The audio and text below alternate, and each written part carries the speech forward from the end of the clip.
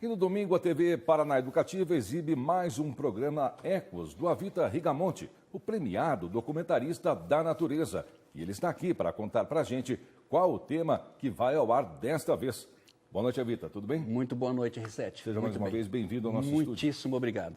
Avita, o programa normalmente é sobre natureza, né? Agora você vai falar também sobre literatura? Explica um pouquinho para a gente. Interessante para você ver como a natureza é uma cadeia de inter-relações, né? A gente tem uma vaga ideia de que natureza são os ambientes naturais apenas, cachoeiras, campos, árvores e montanhas, os rios, mas na verdade o personagem principal de todo esse processo é o homem, é o ser humano, e é dele que nós falamos nesse fim de semana. Eu vou mostrar o sertão do Brasil, o sertão, o interior, o meio do Brasil, o sertanejo sem aquela caricatura que nós costumamos ver. Eu acho que o sertanejo, o caipira, o autor, o músico do sertão, ele é visto com uma certa caricata, de certa forma. E eu vou trazer dois sertanejos geniais, com vários livros escritos cada um, livros de poesia. Eu escolhi esses personagens pela significação, pela força, pela grandeza da poesia deles. Então, quando você vai para o sertão, como eu tive agora gravando nossos programas últimos, no Cerrado, lá no sertão de Goiás, lá no Nordeste goiano, você vê aquela impressividade de paisagens, daí você encontra dois poetas geniais. Então, eu digo assim, que esse acaso foi a natureza que me escolheu para narrar esses dois incríveis poetas sertanejos. Sempre uma curiosidade muito importante, não é? Muito interessante em cada episódio. A que horas o programa vai ao ar, Vitor? Todo domingo, às 19h30 e com reprise às quintas, às 8h30 da manhã.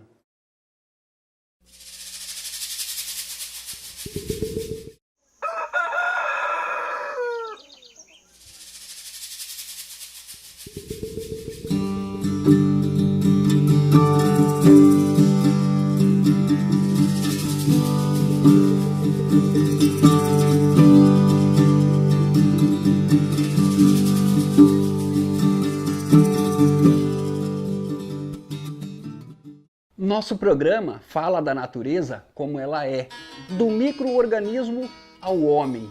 E é ele o nosso personagem de hoje, o ser humano. Aliás, dois seres humanos, dois artistas, dois escritores que narram um sertão real, não o sertão da ficção.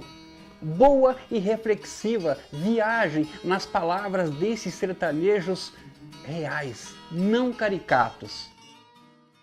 Joaquim Teles de Faria nasceu em São João da Aliança, na Chapada dos Veadeiros, na Fazenda São Lourenço.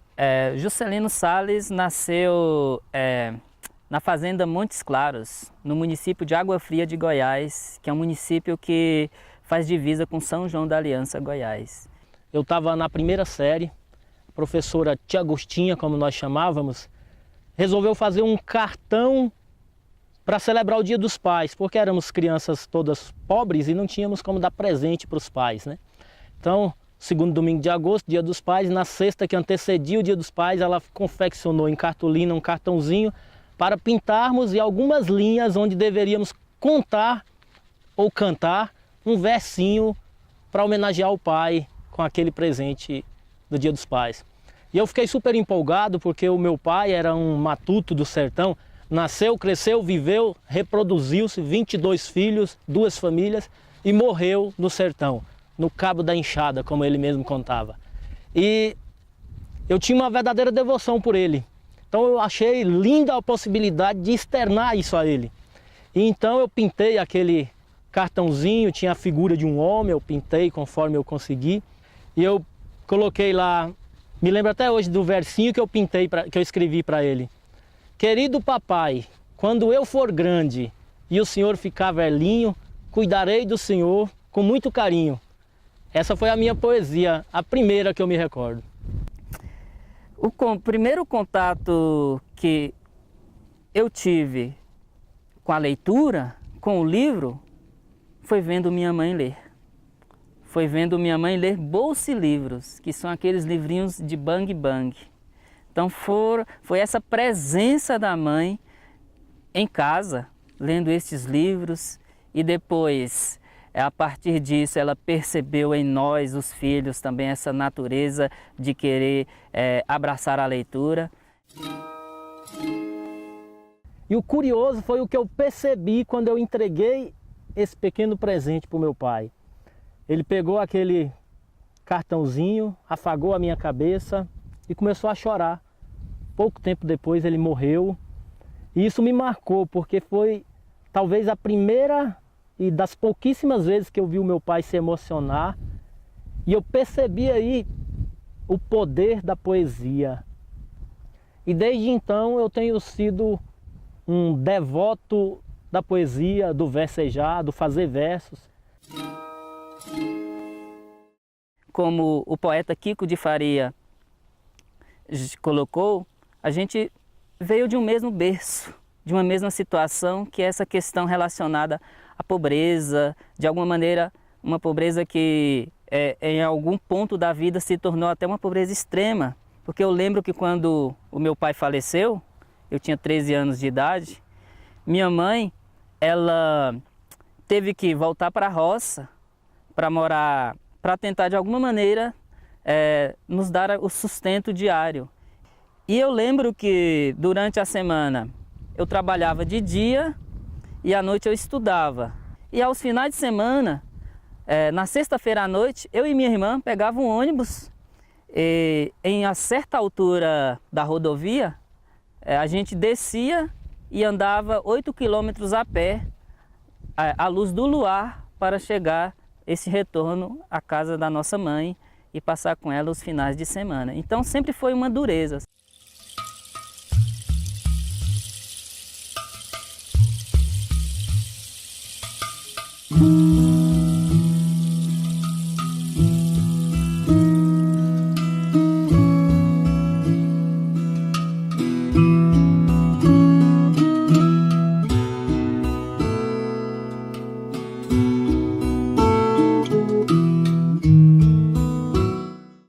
Durante muito tempo eu fui autodidata.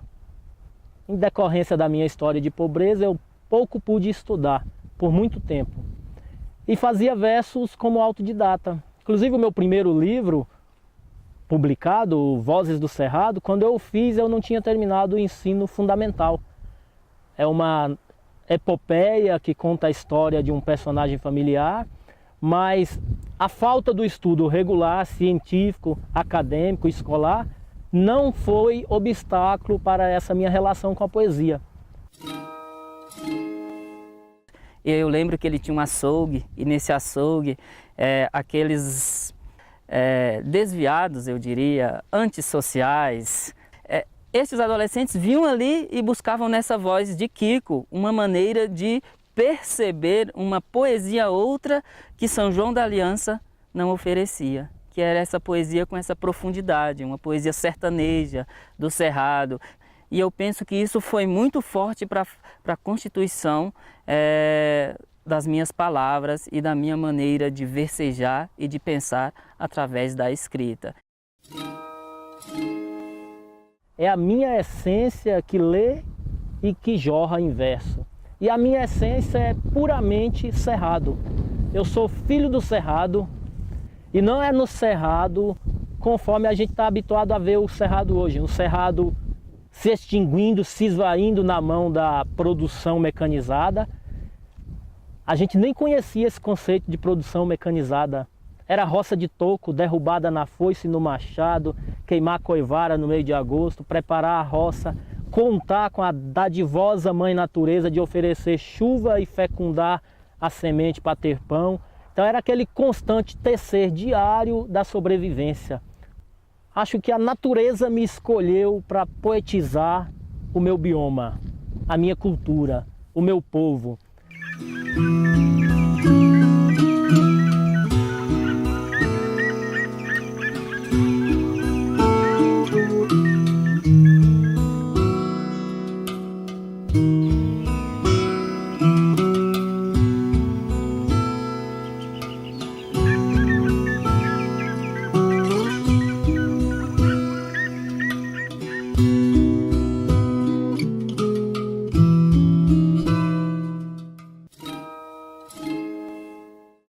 Eu tive uma oportunidade e eu agradeço muito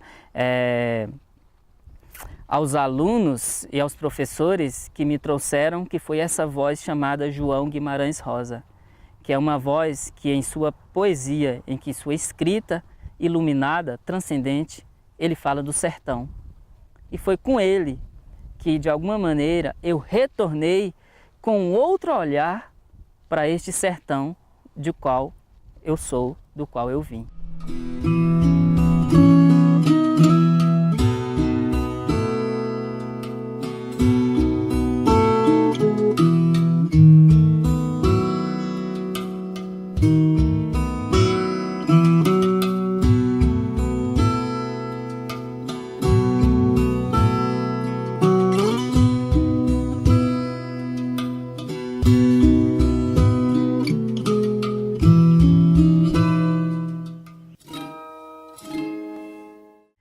Eu lembro que a Bienal da UNE abriu um concurso e eu enviei uma poesia intitulada Negro, Negra.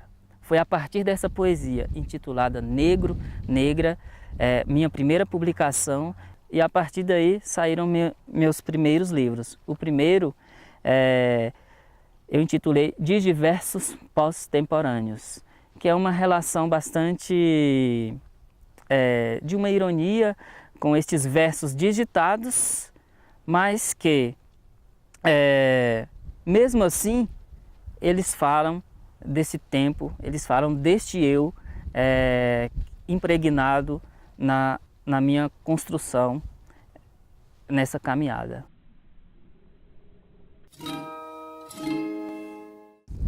Pouca gente tem acesso a isso. E essa gente que tem pouco acesso não é só os que estão fora do habitat. É revelado sobremaneira aos iguais a mim, em condição de nascidos no sertão, filhos do cerrado, que almeja abandonar essa localidade por entender que aqui é tudo muito difícil, é atrasado, sonha com uma prosperidade fictícia proposta por uma ideia de modernidade, de desenvolvimento, essa ideia de que só na cidade grande você vai conseguir construir uma história. Nessa rasura que a vida urbana, com a sua dinâmica corrida, de horários rígidos, de estresse, de trânsito, eu levo para lá esse sertanejo que aprendeu a depender da natureza com o seu ciclo, de valorizar a diversidade, a biodiversidade como parte da sua essência, da sua constituição. O segundo livro eu intitulei De Sertão e Arraiais, Fuso de Histórias Transversais. Nestes livros estão algumas das histórias que eu ouvi dos causos contados por meus avós, por minha mãe. Então, todas essas escutas eu fui coletando e engavetando na minha mente. O enredo é a história de algumas crianças e essas crianças se perdem no cerrado, no sertão. Então o enredo é a partir, contando isso, da imensidão que é esse nosso sertão e da significação que ele é para a gente. A minha terra, o capim, o cupim, ele está na minha poesia, ele está no meu trovar de espontaneidade, ele está na sala de aula como referência. Eu dou aula de geografia, conto sobre o vão do Paranã para dar um exemplo palpável e prático sobre uma depressão relativa, uma depressão absoluta. Eu falo de história, eu trabalho história oral, eu apresento o meu livro, eu apresento a poesia oral da minha própria família, do meu próprio lugar. Eu falo de poesia, eu levo o meu livro para a sala de aula, eu levo o livro do Juscelino de Sales, eu levo pintura do João Damasceno. Então eu levo o sertão como um todo, porque sem ele, nem eu estarei lá. Eu levo isso e, em contrapartida, eu acuro o meu olhar. Não marginalizo a cidade nem a urbanidade, não demonizo, não desvalorizo. Então, é isso que eu levo para a capital e é isso que a capital me oferece, essa possibilidade de crescer, de me olhar mais autenticamente, mais genuinamente e com uma satisfação muito maior, porque agora é com a lucidez de alguém que está se instrumentalizando com as ferramentas científicas E você é capaz de não só se apropriar disso, como mostrar isso para um outro. O terceiro livro eu intitulei Sólida Solidão, que é um livro de poesias. E este livro, na verdade, ele marca uma relação amorosa, ele tem muito disso e que não deu certo. E a partir dela eu acabei que utilizando essa escrita do Sólida Solidão para de alguma forma tentar superar, ou se não superar, mas pelo menos amenizar.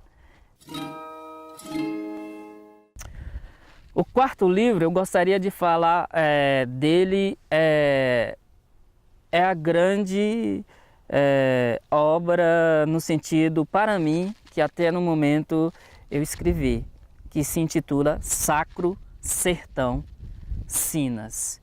É um romance na mesma linha da pegada do romance do Guimarães Rosa. Ele vai narrar sobre o sertão. Eu diria que o sertão, assim como na obra do Guimarães, é o grande personagem. Ou seja, o cerrado, com sua flora, com sua fauna e principalmente com sua gente. E que gente é essa que é narrada em Sacro Sertão Sinas? Essa gente que ao mesmo tempo que é religiosa, que tem uma religião arraigada, profunda, uma religiosidade da terra, mas é uma gente que ela se faz também pela dureza, pela aspereza. Então muitas histórias que eu ouvi aqui, como por exemplo a Coluna Prestes, que eu escutei de uma tia minha, tia-avó, e aí ela conta este episódio. E eu também, neste romance, resgato parte da história da Coluna Prestes, fazendo essa travessia por São João da Aliança pela Chapada dos Veadeiros. O quinto livro, na verdade, ele foi escrito em coautoria com dois outros grandes amigos. Um foi inclusive meu professor na Universidade Estadual de Goiás, Juliano Pirajá, e o outro chama-se Naomi Malbrigades. É um projeto para 5 livros e a gente intitulou-o de A Fábula dos Portais. E este primeiro livro, o volume 1, o título dele é A Fenda de Cristais. E é um intertexto de forma clara e explícita com Alto Paraíso, o Arraial de São Jorge, a Chapada dos Veadeiros. Onde chegaremos? Aí você olha para lá, não tem mais o pé de piqui, você olha para lá, não tem mais aquela selva de pé de articum onde você se fartava com lobo, veado campeiro e outros bichos, tatu que comia, deixava os restos lá. É uma certa maneira de morrer-se, junto com essa biodiversidade que morre e cede lugar à transformação do espaço pela intervenção humana. Sim, a gente está caminhando para um desaparecimento da vida, porque o bioma, este bioma chamado Cerrado, ele é vida, ele traz vida para estes sertanejos. O sertanejo, ele retirava daqui o essencial, o que, honestamente, para ele era suficiente para uma sobrevida. Mas a modernidade trouxe o quê? Trouxe essa percepção comercial. É por essa natureza que nossas poesias, que o que a gente escreve, dá voz, precisa resgatar. Então talvez um último suspiro seja realmente esse. E hoje nós temos o estado de Goiás como um dos recordistas de produção agropecuária nacional. Mas a que preço? Onde foi parar toda a beleza e riqueza do nosso cerrado? Espera aí, se o seu ponto de vista é legítimo e faz bem para o país, para a raça humana, para a humanidade como um todo, pensando a humanidade como os Yanomamis ainda mais, para ser um todo ainda mais rico, o nosso ponto de vista também faz. A poesia do grande e imortal Drummond, lá no coração da metrópole fluminense, não é de modo nenhum melhor do que a poesia de Juscelino de Sales no coração do sertão, no Cerrado Goiano. Porque nós entendemos que enquanto poetas, enquanto vida do sertão, nós também corremos o risco de nos extinguirmos, não desaparecendo enquanto individualidade, mas sobremaneira poetizando de cinzas, de terra morta.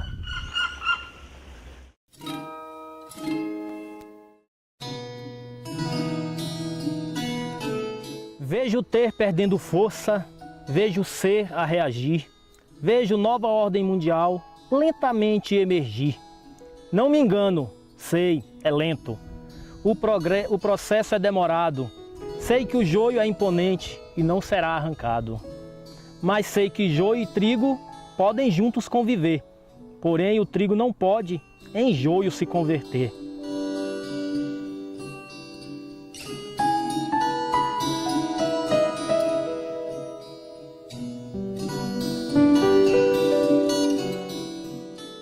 Um pouco de mim, perdido no tamanhal do mundo, topar com tropa de catingueiro, ouvir o uivo do sussuarão, pegadas, sentir o voo do urutau, a canção da fogo apagou, no cerro, atravessar a Sussuaninha, águas da Sussuaninha, esse riacho claro de límpido, águas de beira vargem, doce ela, os veados matando a sede na aguada, que se vimos, montões deles, riso de pica-pau biruta, aquele bicho assanhado, gravatás, se viu.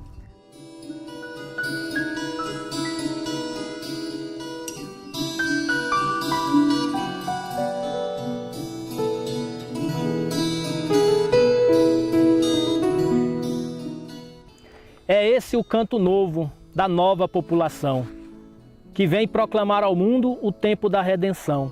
Quem tiver ouvidos, ouça com carinho e atenção. A fé entra pelo ouvido e habita o coração.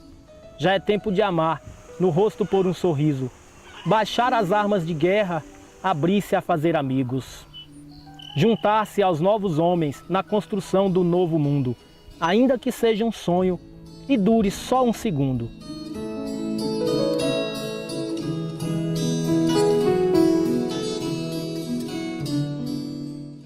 O Calixto esganchou com seu cavalo mais embaixo, em passagem amistosa, na aguada onde bando de veados rebanhava. Com ele seguiu o Leão Tolo, o Vacão, Faca Torta e uns muitos outros, se a lembro. Também tio Saruê, o moleque Tonho, aquele Freiaquim e o curandeiro Tamandaré.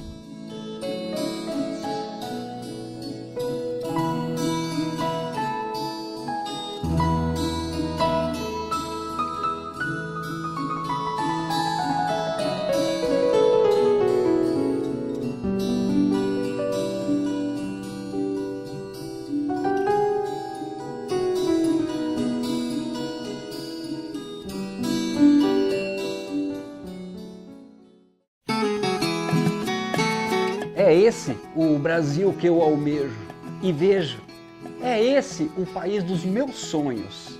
É este povo que eu reconheço. Não precisa muito, basta sentir e respeitar cada indivíduo como ele é. O novo é fundamental, é importante, mas não pode emudecer o que já é raiz constituída. Eu te encontro na semana que vem em algum outro lugar deste imenso Brasil. Até lá!